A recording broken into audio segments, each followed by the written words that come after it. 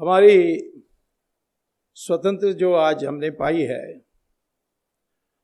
वो लगभग 1000 साल की लड़ाई की बात। पहले इस्लाम के विरुद्ध में, फिर ब्रिटिश कहते हैं परंतु वास्तव में वो क्रिश्चियन के प्रोत्साहन से वो आए थे पहले, और बाद में हमारी सरकार बनी दिल्ली में। और इस सारे लड़ाई में एक चीज बिल्कुल स्पष्ट निकलता है कि दूसरे देशों की तुलना में हमारे लोग, खास तौर पर हिंदू, कितने बहादुर निकले। ईरान में ज़ोरोएस्ट्रियंस की राज थी और उसके नाम उस समय पर्शिया थी। इस्लाम ने उस देश का कब्जा किया और 15 साल में उनकी दमन और मारकाट ये सब से उन्होंने ईरान को 100% मुस्लिम बना दिया। बगल में 2 देश थे, आज एक देश हो गया, वो मेसोपोटामिया एंड बेबीलोन, और आज उसके नाम इराक है। 17 से उन्होंने उस देश को 100% मुसलमान बना दी, इस्लामिक बना दी। इजिप्ट को उन्होंने 21 साल में बनाई। यूरोप में 50 साल लगाते 100% क्रिश्चियन बनाई।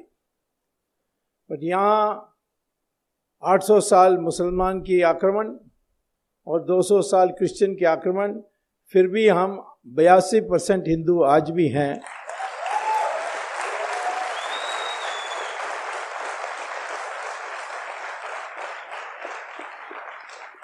ये शुरू से हमारे जो लड़ते आए, राणा प्रताप हो, छत्रपति शिवाजी हो, विजयनगरम एम्पायर जो दक्षिण का था वो हो, ईस्ट में, नॉर्थ ईस्ट में अहोम डायनेस्टी जो हिंदू डायनेस्टी थी, गुरु गोविंद सिंह, अंग्रेज के काल में रानी झांसी, दक्षिण में रानी चन्नम्मा, ऐसे हर जगह में हिंदुस्तान में लड़ते रहे हम। और ये हमारी इतिहास के पुस्तक में ये आती नहीं है, लिखी नहीं है। अभी वो नया टेक्स्ट बुक तैयार हो रही है और हो सकता है कि आपको हमें फिर 5 साल भेजना पड़ेगा तब हम उसको ला सकेंगे।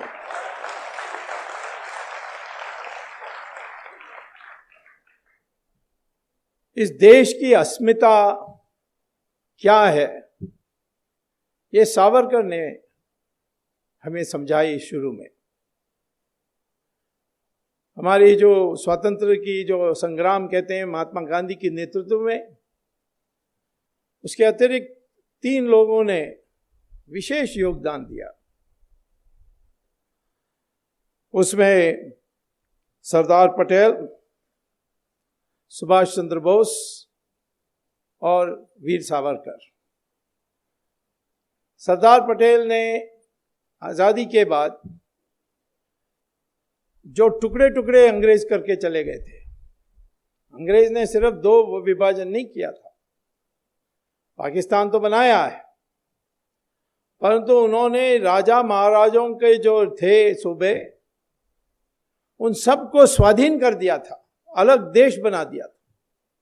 600 देश बने, और यदि ये बने रहते तो हमारी हिंदुस्तान आज कुछ भी नहीं होता। और ये सरदार पटेल थे जिन्होंने ये मेहनत करके, साम दाम भेद दंड को उपयोग करके एक एक राजा को मनवाया। कई को डंडा दिया, जैसे हैदराबाद का,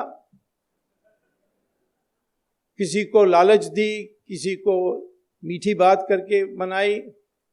आखिर में उन्होंने 600 में से 500 राज्यों को हमारे देश में विलय कराकर आज जो भारत दिखती है उसकी रूपरेखा बनी।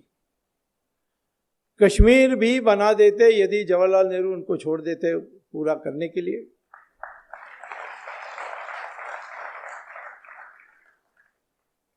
उन्होंने तो जब पहले तो वहाँ का राजा ने कहा कि मैं ना पाकिस्तान जाऊंगा ना हिंदुस्तान के साथ विलय करूंगा, मैं स्वाधीन रहूंगा, ऐसा कहा। पाकिस्तान को ये मान्य नहीं था तो उन्होंने फौज भेज दी। राजा डर के आया दिल्ली, सरदार पटेल से मिला और कहा कि मैं हिंदू राजा हूँ और ये आ गए हैं, बारामुल्ला तक पहुँच गए हैं, श्रीनगर 24 घंटे में पहुँच सकते हैं, तो भारत की जो सेना है उसको भेजनी चाहिए। तो सरदार पटेल चुप रहे। तो उन्होंने कहा क्यों चुप हैं आप? तो उन्होंने पॉकेट से कागज़ निकाली, इंस्ट्रूमेंट ऑफ एक्सेशन, पहले जिसमें दस्तखत करो फिर हम आपको फौज भेजेंगे, नहीं तो तुम वहाँ सामना अपना करो। तब उन्होंने दस्तखत की। इंस्ट्रूमेंट ऑफ एक्सेशन क्या है? 1935 में अंग्रेजों ने एक संविधान बनाई थी भारत के लिए, अखंड भारत के लिए, और उस समय उनको कोई इरादा नहीं थे कि 1000 साल के लिए भारत छोड़ने के लिए। तो उन्होंने उसमें यह कहा था कि जो राजाएं हैं वो एक इंस्ट्रूमेंट एक्सेशन में दस्तखत करेंगे तो अपनी जनता से पूछने की जरूरत नहीं, वो विलय होगा और सदा के लिए विलय होगा, उसका दोबारा पुनर्विचार नहीं हो सकता। तो उसके उपयोग किया गया, क्योंकि जब ब्रिटिश पार्लियामेंट ने डिस्कशन की थी तब ये तय हुआ था कि पाकिस्तान बनेगा, हिंदुस्तान बनेंगे और 600 स्वाधीन देश बनेंगे, परंतु यदि कोई ये राजा महाराजा नवाब विलय करने चाहते हैं तो इंस्ट्रूमेंट ऑफ एक्सेशन साइन कर सकते हैं।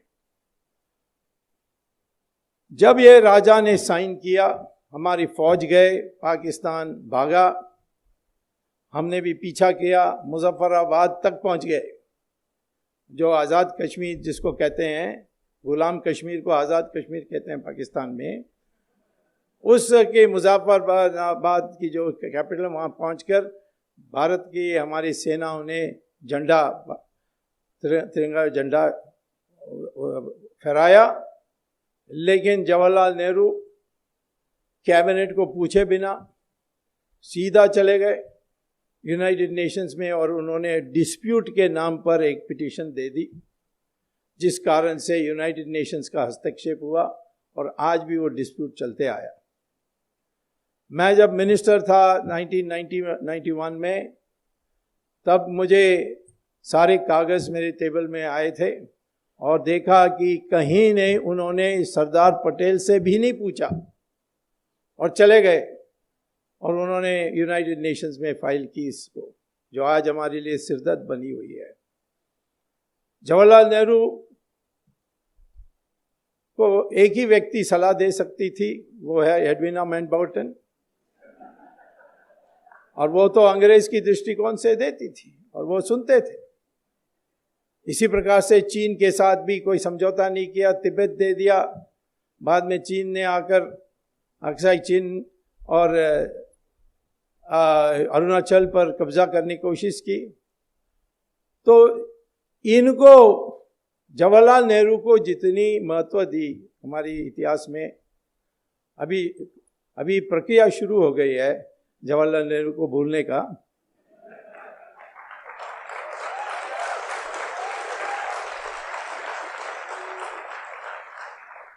और यदि आप जवाहरलाल नेहरू को उतना पसंद करते हैं तो फिर उनके वंश से किसी को दोबारा चुन के लाइए। लेकिन हमारे आगे का कार्यक्रम है कि सही इतिहास लिखने का, जो पहले सावरकर ने की। अब देखिए 1954 में भारत रत्न की अवार्ड मिली, वो अवार्ड स्थापित हुई, जवाहरलाल नेहरू ने किया। पहला अवार्ड जवाहरलाल नेहरू लिखते हैं, I Jawaharlal Nehru hereby award Bharat Ratna to Jawaharlal Nehru, signed Jawaharlal Nehru. लोगों ने बुरा नहीं माना, कहा अगले साल सरदार पटेल को देना चाहिए। सरदार पटेल को नहीं दिया। 1991 में जब चंद्रशेखर प्रधानमंत्री थे, उन्होंने मुझे पूछा कि 26 जनवरी 1991 में किसको हमें देना चाहिए भारत रत्न। तब मैंने कहा फाइल देखकर बताता हूँ किसको अभी तक नहीं मिला। मुझे आश्चर्य हुआ कि सरदार पटेल को नहीं मिला था। सावरकर की बात छोड़िए, सुभाष चंद्र बोस की बात छोड़िए, पर सरदार पटेल जैसे जो कांग्रेस में थे, उन्होंने ये बड़ी कार्यक्रम करके देश की प्रतिमा बचाई, उनको भी नहीं था। हमारी दस्तखत से उनको भारत रत्न मिला।